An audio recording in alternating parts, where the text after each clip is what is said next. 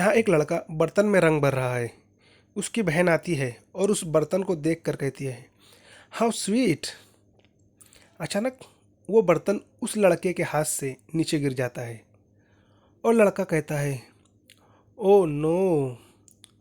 दोनों उदास हो जाते हैं और लड़की कहती है, हाउ सैड।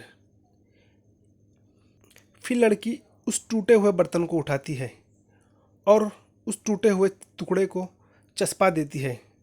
लड़का खुश हो जाता है और कहता है, ग्रेट।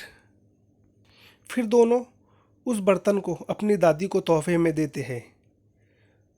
उस खूबसूरत बर्तन को देखकर उनकी दादी कहती है, व्हाट अ सरप्राइज।